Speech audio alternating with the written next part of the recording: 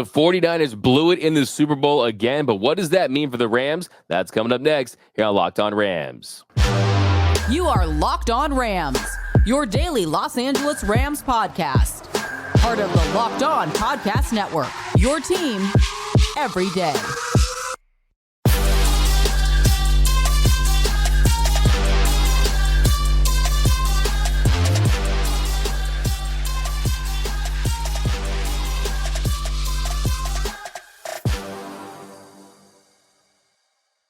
What is up, Ramley, and welcome to another episode of Locked On Rams, your daily podcast covering your Los Angeles Rams, free and available wherever you get your podcasts. Locked On Rams, part of Locked On Podcast Network, your team every day.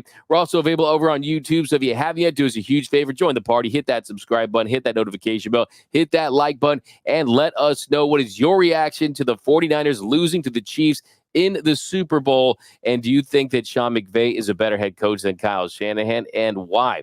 My name is Doug McCain. You can follow me on X and Instagram at DMAC_LA. I've been covering LA sports for over a decade, Sports Illustrated, 24/7 Sports, Dodgers Nation, now the Rams 4 Locked On.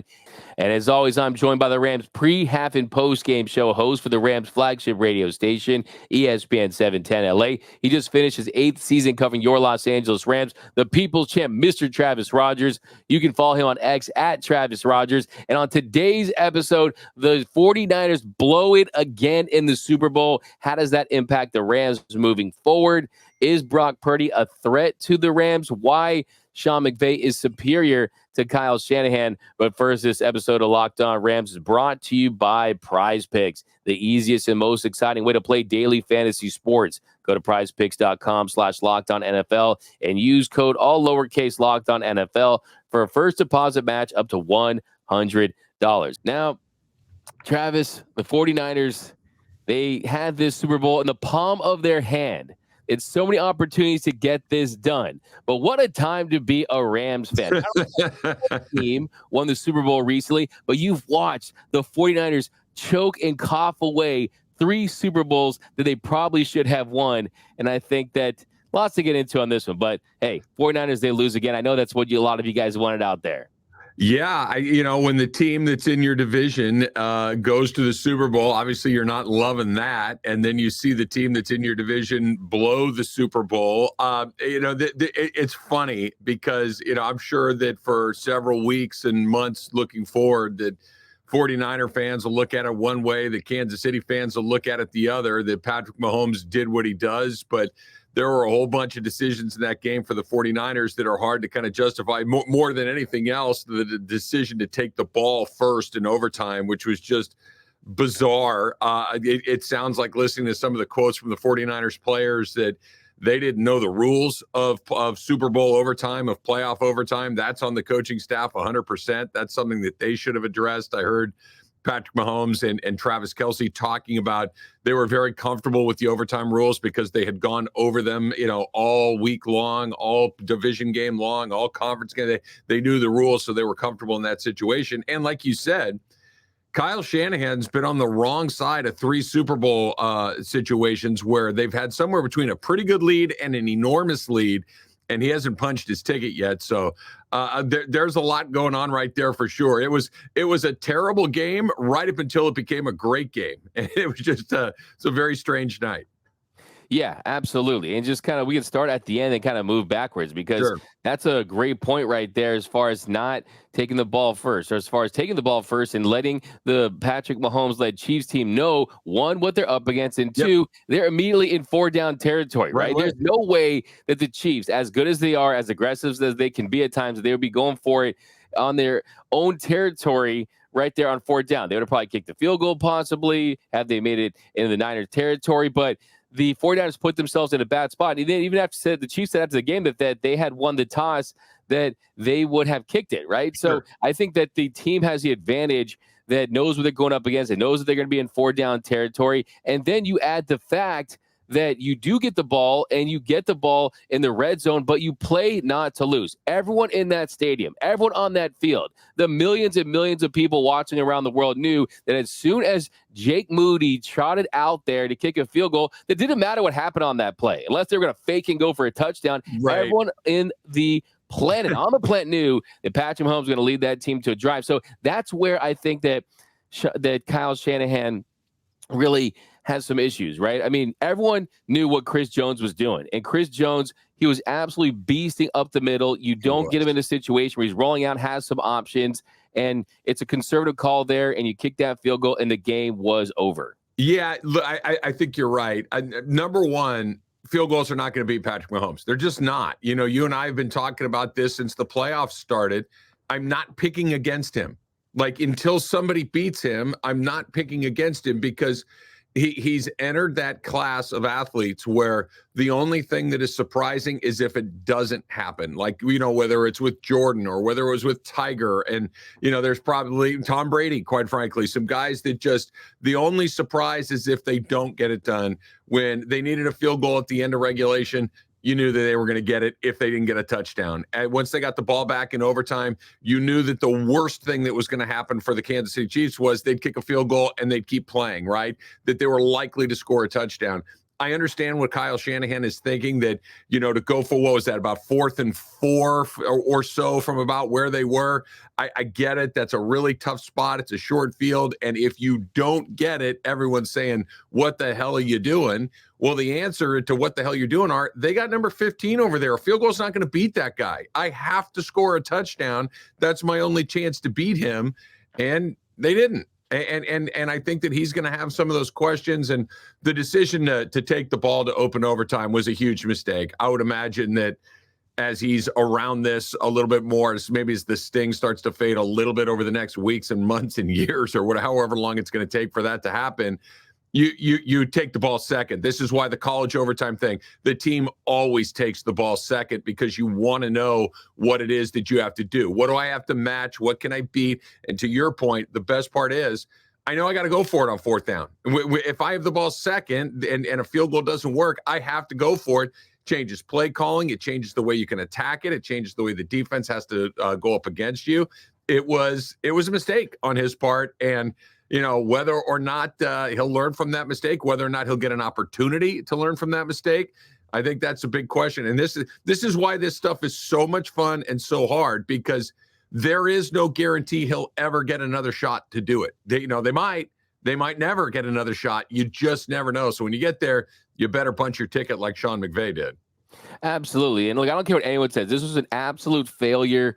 And I'm not going to call it a choke job, but it was a failure. It was an absolute failure by Kyle Shanahan. And of course, all these coaches, all these players, you talk to some of these guys, and it's really not the last play of the game, the last sequence of the game that bothers them. It's the plays that led into it, right? Yeah. The third quarter. And that's, I think, is what will keep Shanahan up at night. That third quarter, when they had all the momentum, you get an interception towards midfield and you're not able to capitalize. You had 3 straight 3-and-outs with Kansas City, and you weren't able to just step on their throat, take control of that football game, and you would have won the game. And then you also look at the other side of the ball too with Wilkes. I mean, he's rushing 5 and 6 in the 4th and overtime, so they knew what they were doing, and that's what I think was the big issue. So many tells from the 49ers. I mean, even in the third quarter with the empty backfield, right? You were telling the Kansas City Chiefs what you were going to do. So, look, I just think that Kyle Shanahan, great play caller, not a great football coach.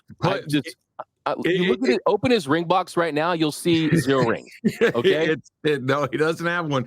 I wonder if the Purdy of it all, and Purdy was good. He didn't throw an interception. He was good enough, right? But you wonder if just that little thing in the back of your brain just makes, don't take a chance with this guy. Don't take a chance with this guy. Don't do the thing that Mahomes is going to do, that Stafford is going to do, that Josh Allen is going to do, that don't take a chance with him. Just try to hold on because you were afraid he was going to make that big mistake. It just felt like there was a couple of chances for a knockout blow that they didn't take because it felt like they didn't trust Brock Purdy.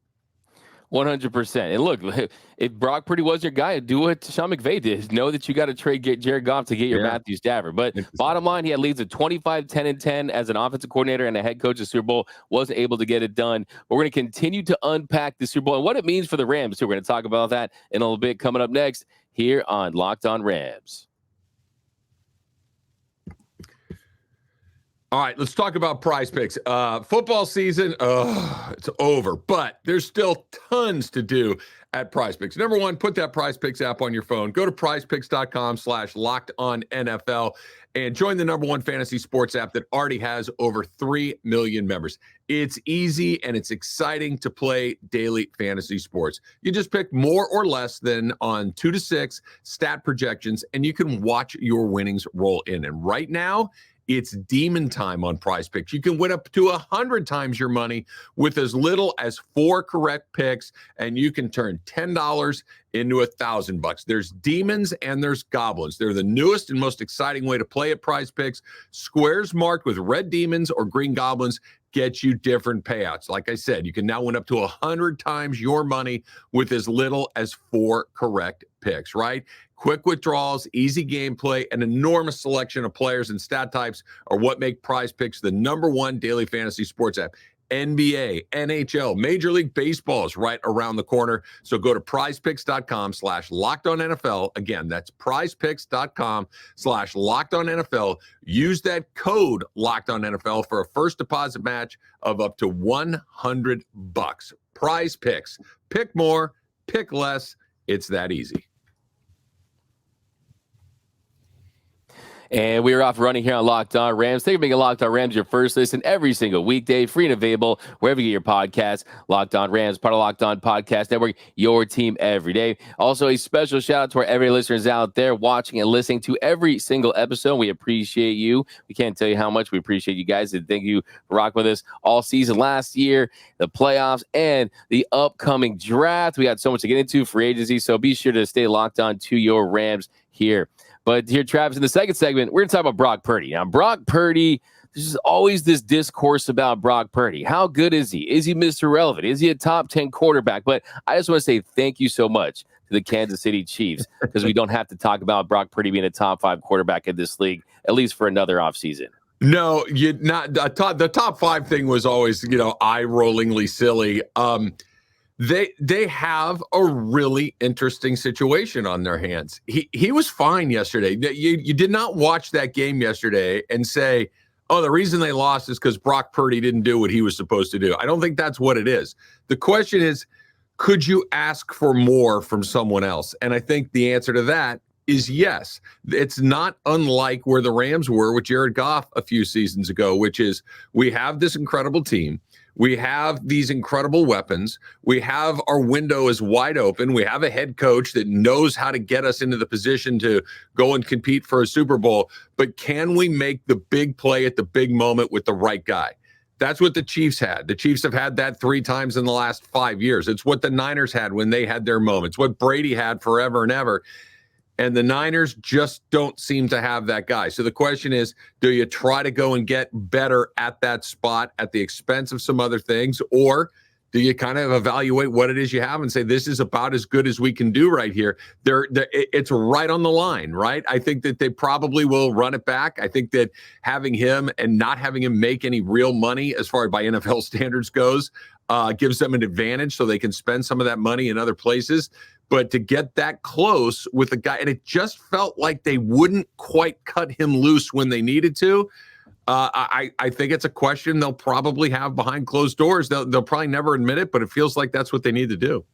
Yeah, he's not the reason why they lost. Brock Purdy didn't throw a bunch of interceptions and fumble the football. He had 1 touchdown. And, of course, the blocking on Chris Jones there on that last play, I mean, that definitely did them in right there. But he was looking for Jennings, right? Juwan Jennings on that play. I mean, where was Deebo Samuel? Where was Ayuk? I mean, he had 3 catches on 11 targets for Deebo Samuel. Ayuk has 3 catches. Kittle 2 catches for 4 yards, right? What the Kansas City Chiefs did is they neutralized the 49ers' best playmakers, right? And when you do that, then you look at Brock Purdy because his role is, okay, I'm the point guard, right? I'm just distributing, right? But when you take that away, can he make plays? Definitely made some nice plays, right? To use check, where he breaks the pocket and rolls out, makes some nice plays. But I think this whole idea that, okay, Brock Purdy is an elite quarterback, it's just not the reality, right? No. I mean, great players, great quarterbacks win Super Bowls. And I don't think Brock Purdy is trash or just some backup quarterback or anything like that. But I think if you're the Rams moving forward, hey, Brock Purdy doesn't scare me. No, he doesn't. And I think that's the rub, right? That can he keep the train on the tracks? Sure. Can he do the thing that makes you go, we just won the game because of that dude? Time will tell, I guess. I mean, he kind of did that against the in the NFC Championship game to send them there against the Lions. 2 big plays with his legs. We saw him come back from behind against Green Bay in the divisional round where he was really good on the final drive after not being very good early in the game right there. It is only his second year in the league. There is some room for growth there. Put it to you this way. I guess if you're just getting right down to the brass tacks of it all, as a Rams person, do I like seeing Brock Purdy on the field with the game on the line? Yes, I do. Right? Like, as a Rams fan, like, this is not Josh Allen over there. It's certainly not Patrick Mahomes. It's not even, quite frankly, like, seeing Goff at the end of that Lions game. It's like, all right, he's got it going here a little bit. But Purdy, it's show me again. Like, I'm going to need to see it a few more times, and he just doesn't strike that fear in me the way that some of those other guys do. And that's the question that the Niners have to answer.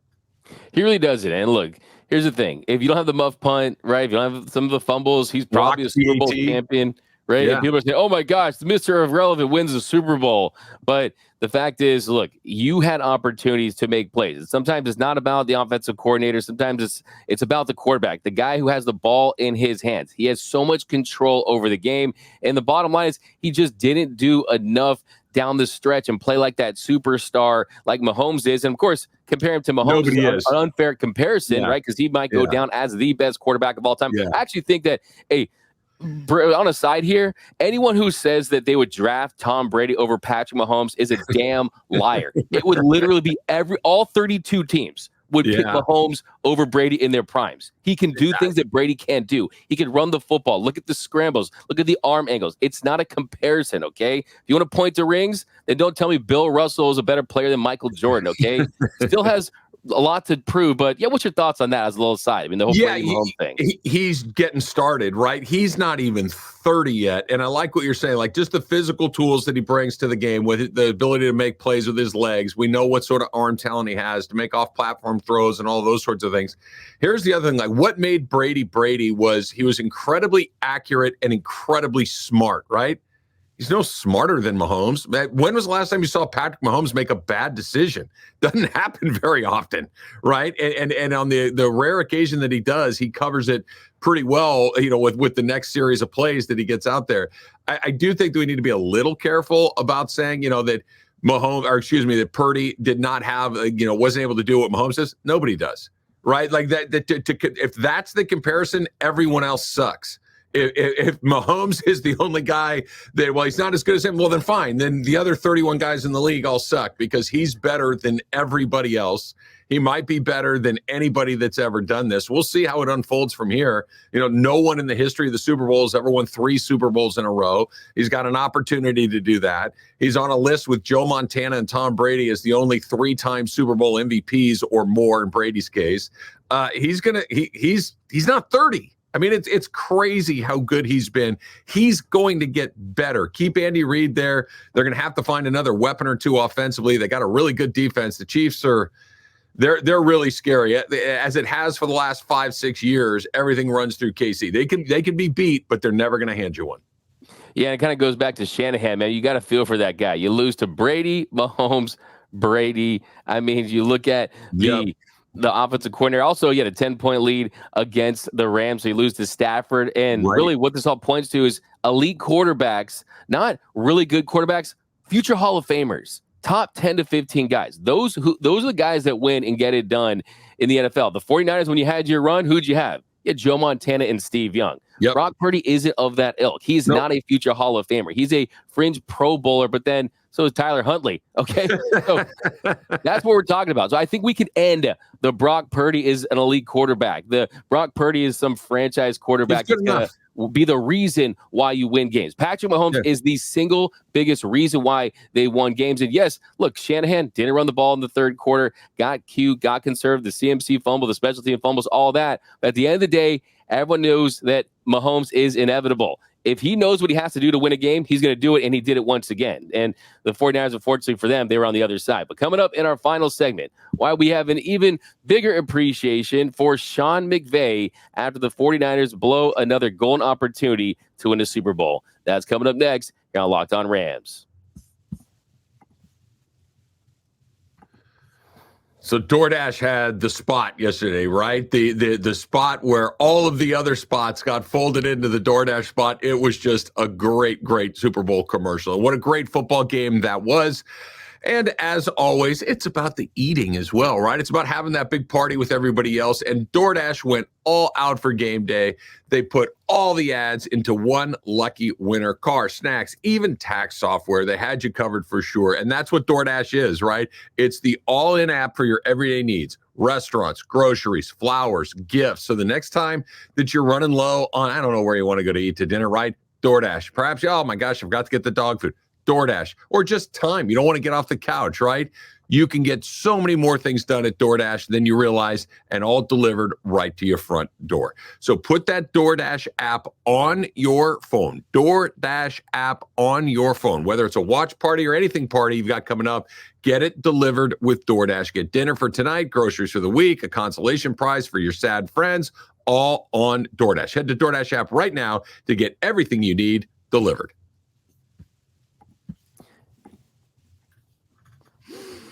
And welcome back to Locked On Rams. Take a minute, Locked On Rams, your first listen every single weekday, free and available wherever you get your podcasts. Locked On Rams, part of Locked On Podcast Network, your team every day. Now, Travis, here in our third segment, we're talking about the Golden Boy, Mr.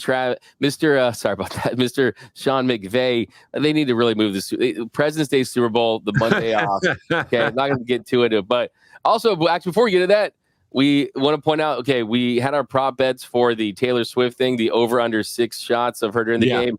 It was over 12. Look, I'm not one of these people that's going to jump up and down and be spitting mad every time they show her, but it was like, okay, I get it. She's famous. She's at the game. Got it. Next. No, I thought it was cool. I mean, she became the first female in NFL history to win the Super Bowl. I thought that was really cool to see with my own eyes. But just to let you know, just to follow up on last week's episode. But in our third segment, Sean McVay, we've talked about extensively on this show how even if you had any choice of any coach in the league, it'd be Sean McVay. And I'm not here to trash Shanahan. Like I said, he literally is a genius when it comes to play calling. He's one of the most influential coaches in the league. But for me, sometimes it comes down to the juice. Do you have the juice? Do you have that ability to make your players believe and run through a wall for you? And I remember Super Bowl 56, fourth quarter, that clip of Sean McVay. It's 9:58 left in the game. He goes over and he yells at his players, let's believe it and you'll be world champions. Believe it and you'll be world champions. You're not going to regret playing the best ball with great execution. Be in the moment, one play at a time. Believe it and you'll be world champions. And you just feel that radiate off of Sean McVay. I just don't see that from Kyle Shanahan. And I think that's really what gets guys over the top in these situations. Yeah, I think there's a lot of different ways to do it, right? Like if you look at Andy Reid, I don't know if Andy Reid is a huge rah-rah guy, but it's trust, it's understanding, it's the ability to get your guys together to play their best when it matters the most. It's what McVay's incredible at. It's what Reid is really, really good at. It's that ability to find the thing, and it's not one thing, right? Andy Reid does it very differently than Sean McVay does it, but they both do it. They get their guys to elevate their games at the best possible time and cash tickets. And that's what Kyle Shanahan has struggled to do at this point. Is he a good coach? Obviously. Has he been? Look, this is this kind of stuff we were talking about with Andy Reid 15 years ago. Oh, yeah, he gets close, but he never. Yeah, well, now he's got 3 more, right? So these things can change along the way. But I think you're right, D-Mac, that McVay is an emotional leader. He's obviously very, very bright, and he's very good at putting together a game plan and play calling and all these other things. But he brings a certain amount of energy and enthusiasm and just juice to the sidelines. Shanahan's a little bit more reserved. He's a little bit more tactical in his body language and things like this. And, I don't know if that's the difference or not. I just know that Sean McVay's style works for the Rams. It works for him. I think you need to be authentic to who you are. And Shanahan feels like he's just slightly less animated. I don't know if that's the difference or not doing it, because Andy Reid's not particularly animated either, and he just won for the second consecutive time. But I know this for sure. I love having Sean McVay on the sidelines of my team. You're absolutely right. There's not one way to do it. But I think the difference between Andy Reid and Shanahan is Reid has kind of earned his stripes a little more as far as being a legend. And two, there's just a lovability to Andy Reid. I mean, just there's a little more emotion and likability as far as how he handles himself to the media. I mean, you look at how he handled the whole Travis Kelce pushing thing, saying he loved that, right? What they say about coaches, you handle stuff like that in private, but in the media, you defend your players. And that's exactly what he did. And what do you think about that, by the way? Mr. Swift kind of got a little out of hand there, didn't he? It was weird. Like you said, I'm sure at some point we're going to figure out exactly what. Look, there's no way. To your point, Andy Reid has been around this league long enough to know not to make a big deal out of it in the moment.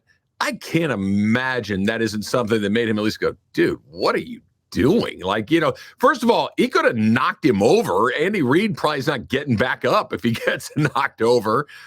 It was bizarre. Kelce made some big plays at the end of the game, so congratulations to him. He's a multiple-time Super Bowl champion as well, but he was peaking towards the end of that game. Like, he was the adrenaline, the energy coming off that guy there was a lot going on right there at the end of that game.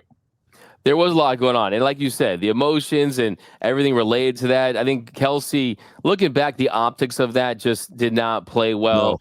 No. Don't touch my Andy Reid, okay? Right. I love Andy Reid, okay? And I'm not a Chiefs fan, an Eagles fan, but he's Andy Reid, okay? And I thought the way he handled that was great. But just when it comes to Shanahan and McVay, McVay, he has the play calling chops, but also he's got that leader. I mean, look, you need guys, Super Bowl winners, they lead men to these championships, right? And it's just the margins are so thin. Sometimes you do need that emotional push. It's not about just completely always being in your head and thinking of these genius play calls. Sometimes, look, every now and then, Phil Jackson, you don't need to be a rah-rah guy to inspire and motivate your players. But sometimes it feels like, I don't want to say there's a disconnect or anything like that, but he's always right there, right by the sideline, calling plays. I mean, how many times do you see Shanahan going to the bench, talking to guys, inspire? I mean, it just doesn't feel like that's where his mind at. He just expects that from his players, right? Expects them to be motivated because they're NFL players. But I think McVay, he has that great sense of doing exactly what he needs to do for those moments. McVay has energy, like a charisma about him that just kind of comes off of him, even when he's not on the sidelines necessarily. I haven't spent a ton of time with Sean McVay, but I've spent enough time with him to know that even when he's just walking from one drill to another, he's walking from, a practice to do an interview with 710, the radio station I work with. It's just, there's this energy that comes off of him that I would imagine directly translates to the players, and they can feed off that as well. And, I haven't spent any time with Kyle Shanahan. I don't know if he has any of that. It doesn't appear that he does, that charisma. But, they got another look at it. They had another 10-point lead, and they're going home disappointed all over again for the second time. That's a lot.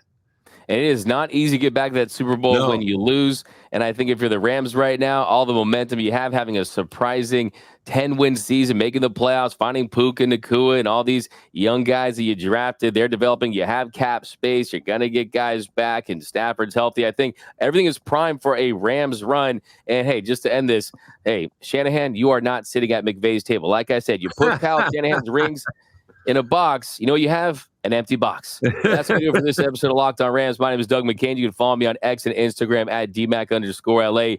And as always, the legend, Mr. Travis Rogers. You can follow him at Travis Rogers. Until next time, whose house? It's Locked On Rams house.